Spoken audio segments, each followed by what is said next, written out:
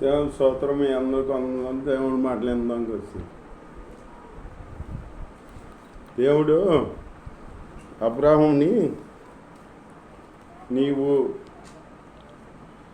నీవు లేచి నీ దేశం నుండి నీ బంధువుల వద్ద నుండి నీ తండ్రి ఇంటి నుండి బయలుదేరి నేను నీకు చూపించు దేశమునకు వెళ్ళుము. నిన్ను గొప్ప జనముగా చేసి నిన్ను ఆశీర్వదించి నీ నామమును గొప్ప చేయుదును. నీవు ఆశీర్వాదంగా ఉందువు. నిన్ను ఆస్వాదించు వారిని ఆస్వాదించేదను, నిన్ను దూషించు వారిని శపించేదను. భూమి యొక్క సమస్త వంశములు నీ యందు ఆస్వాదింపబడునని అబ్రాహాముతో అనెను. అబ్రాహాముని దేవుడు పిలిచాడనమాట. నీవు నీ ఇంటి నుంచి, నీ దేశం నుంచి, నీ తండ్రి ఇంటి నుంచి, నీ బంధువుల వద్ద నుంచి నువ్వు లెగిసి నేను చూపించు దేశానికి నీవు రామన్నాడు. నిన్ను ఆస్వాదించి నిన్ను గొప్ప జనంగా చేసేదను, నీ నామమును గొప్ప చేసేదను. నిన్ను ఆస్వాదించి వారిని ఆస్వాదిస్తాను, నిన్ను శపించు వాడిని శపిస్తాను అన్నాడనమాట అని అన్నాడు దేవుడు. అంటే అప్పుడు దేవుడు అబ్రాహాము దేవుడు చెప్పినట్టు చేశాడు. దేవుడి స్తోత్రం. అప్పుడు ఆ దేశం నుంచి బంధువుల నుంచి వచ్చాడనమాట. యెహోవా అతనికి చెప్పిన ప్రకారము అబ్రాహాము వెళ్ళాను, లోతు అతనితో కూడా వెళ్ళాను. అబ్రాహాము హారాను నుండి బయలుదేరినప్పుడు 75 ఏడు గలవాడు అబ్రాహాము తన భార్య అయిన శారాయిని తన సహోదరుని కుమారుడైన లోతును హారాన్లో తానును వారును ఆర్జించిన యావదాస్తిని వారు సంపాదించిన సమస్తమైన వారిని తీసుకొని కానాను దేశమునకు వెళ్ళుటకు బయలుదేరి కానాను దేశమునకు వచ్చిరి. అప్పుడు అబ్రాహాము షెకెమునందలి ఒక స్థలము దాకా ఆ దేశ సంచారం చేసి మారే దగ్గర సింధూరము వృక్షము నద్ద చేరెను. అప్పుడు కానానీయులు ఆ దేశంలో నివసించిరి. యెహోవా అబ్రాహామునకు ప్రత్యక్షమై నీ సంతానముకు ఈ దేశమునిచ్చేదనని చెప్పగా అతడు తనకు ప్రత్యక్షమైన యెహోవాకు ఒక బలిపీఠము కట్టాను. అతనికి ప్రత్యక్షమైన యెహోవాకు ఒక బలిపీఠం కట్టాడు అంట. కట్టాడనమాట. అబ్రాహాము దేవుడికి బలిపీఠాలు కట్టాడు ఎక్కువ. అబ్రాహాము కట్టాడు బైబిల్లో ఎక్కువ బలిపీఠాలు కట్టాడనమాట.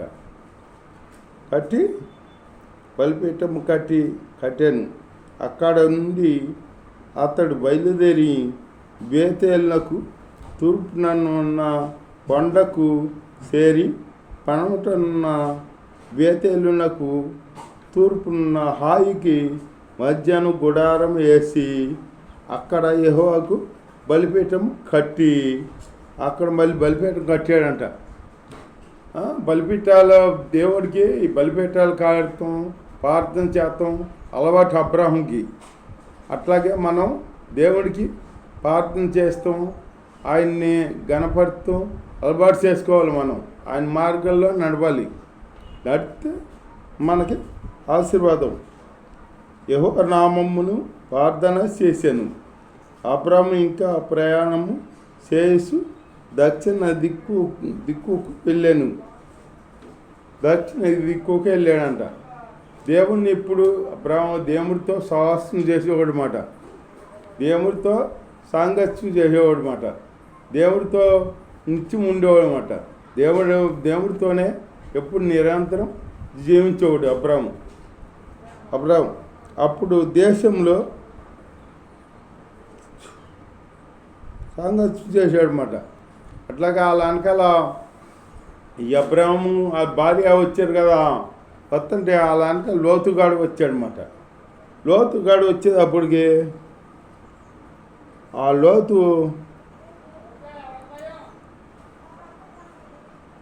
లోతుకి అబ్రామ్కి సంపద బాగా ఉన్నాయన్నమాట. గొడ్లు పశువులు అన్నీ పెరిగినాయన్నమాట. పెరిగితే వీళ్ళు కలిసి ఉండలేనంత సంపద పెరిగిందంట. ఈ అబ్రాహము కాపర్లకి లోతు కాపర్లకి గొడవలు వస్తాయంట. గొడవలు వస్తుంటే ఈ అబ్రాహం పెద్దోడు కదా, కేకేశాడు లోతుని. దేవుని స్తోత్రం, హల్లెలూయా. లోతుని కేకేసి మనం బంధువులు గనక మనం కలహం ఉండకూడదు, మనకి ఒకరికే ఉండకూడదు. మనం నువ్వు ఈ దేశంలో ఎక్కడికి వెళ్తావో వెళ్ళు, ఇదిగో ఈ దేశం అంతా నీ ముందు, నువ్వు ఎటుకి వెళ్తావో వెళ్ళు, వైపుకి నేను వెళ్తాను, అంతేకాని అట్లా వెళ్ళి జీవిద్దాం, అంతేకాని నీ పని వాళ్ళకి నా పని వాళ్ళకి నీకు నాకు గొడవ రాకూడదు, మనం బంధువులు అన్నాడు. దేవుడి బిడ్డ కనుక అబ్రాము అట్లా అన్నాడు అనమాట.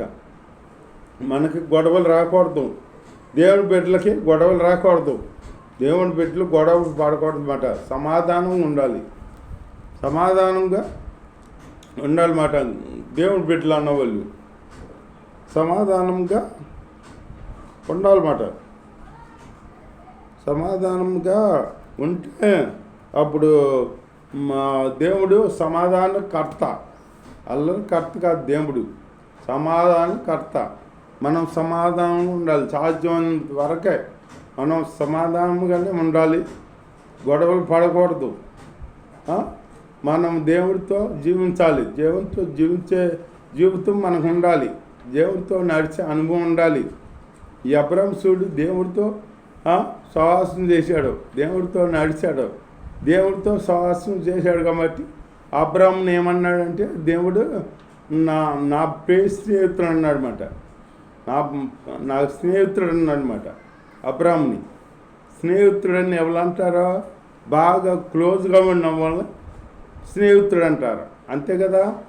దేవుడి స్తోత్రం, అంత క్లోజ్గా ఉండేవాడు అబ్రాము, దేవుడితో ఉండేవాడు, నిత్యం దేవుడితోనే సంగతి చేసేవాడు, మెదలితే బలిపీఠం కట్టేవాడు, ప్రార్థన చేసేవాడు. ఇవన్నీ చేసి దేవుడితో నడుస్తా దేవుడితో సమాధానంగా ఉండేవాడు అనమాట. అప్పుడు లోతు అటేపుకి చూశాడనమాట. ఈ దేశం ఉందని ఎదుటి ఎటు చూస్తావా, ఎటేపుకి వెళ్తావా, వెళ్ళమన్నాడు కదా అబ్రాము. అప్పుడు అటేపుకి చూశాడనమాట. చూసేటప్పటికి సొదొమ గొమొర్రా పట్టణాలు పచ్చగా కనపడినాయి అంట. పచ్చగా ఏదో అనమలేక కనపడినాయి అంట. కనపడేటప్పటికి అప్పుడు ఆ పక్క వెళ్ళిపోయాడు అనమాట. అసలు ఏమన్నా లోతు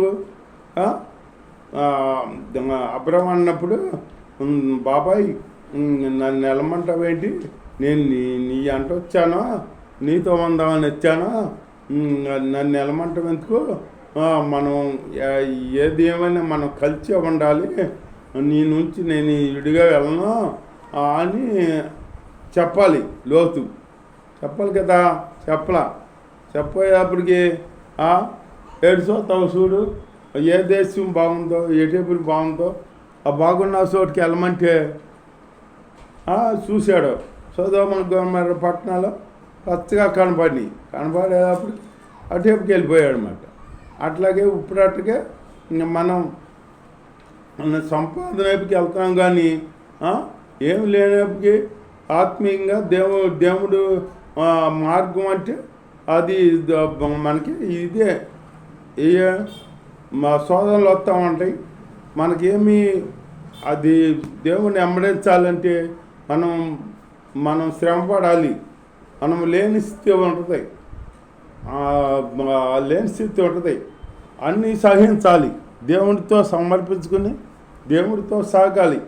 అంతేగాని లోతు లేక మనం అటు ఇటు అది పచ్చుకుంది, అటు బాగుంది అని ఇది లోతు లేక వెళ్ళిపోకుండా ఉండాలి దేవుడితో. అట్లా వెళ్ళిపోయాడు లోతు వెళ్ళిపోయేటప్పటికి ఆ సొదొమ గుమ్మారాలు అటువంటి అయ్యేమో వాయుభారసులు తప్పేసి అక్రమంగా జీవిస్తూ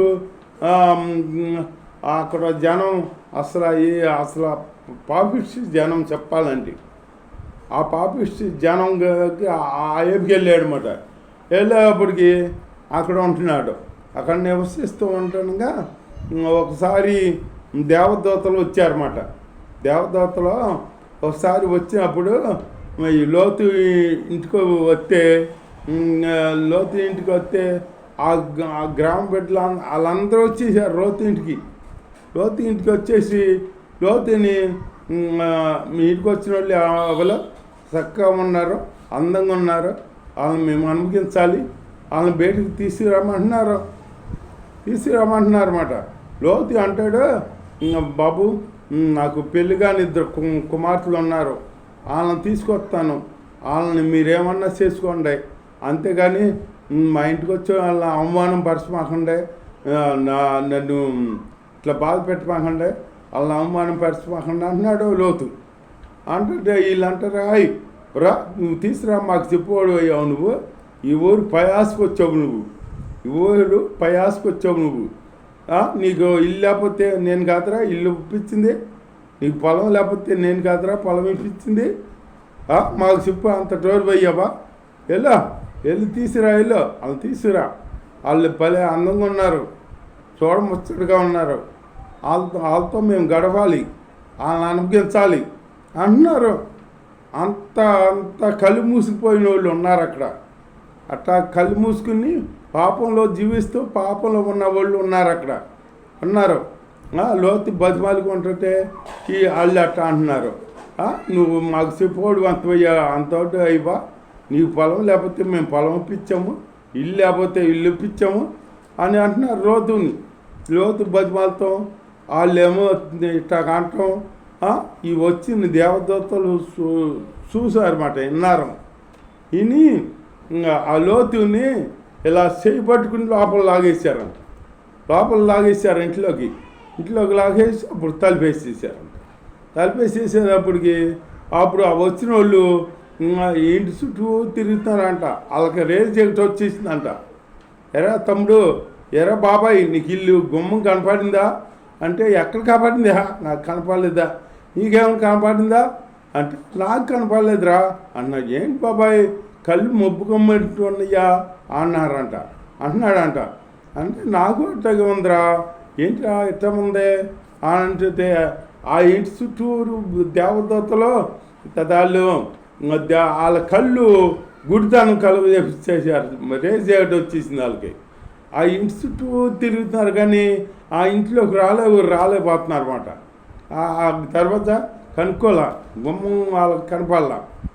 అట్లాగే దేవుడి బిడ్డలు ఎవరో, మామూలు బిడ్డలు ఎవరో, నరి బిడ్డలు ఎవరో మనం తెలుసుకుని మాట్లాడాలి. మనం మాట్లాడేటప్పుడు ఎవరు అట్లాంటి వాళ్ళు చూసి మాట్లాడాలి. వాళ్ళు దేవుడి బిడ్డలని గ్రహించకుండా అట్లా మాట్లాడాలంటే వాళ్ళు ఎవరో గుడ్డోళ్ళు కదా, గుడ్డోళ్ళు పాపంలో ఉండి పరిపక్వమైపోయింది. ఇక ఆ పట్టణం వాళ్ళందరూ నశించిపోతున్నారు. ఇక వక్రత వచ్చేస్తుంది. ఇక అట్లా పాపలు అయిపోయారు కదా, పాపలు అయిపోయేటప్పుడు పాపం మాటలే వస్తాయి వాళ్ళకే కాదు ఎవరికైనా. మనమైనా పాపంలో పడితే ఆ పాపం మాటలే వస్తాయి.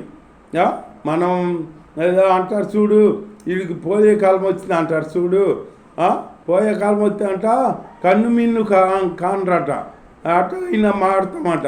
అట్ట మాటకూడదు. మనం దేవుడు అందు భయభక్తులు కలిగి మనం దేవుడిని ఆరాధించాలి.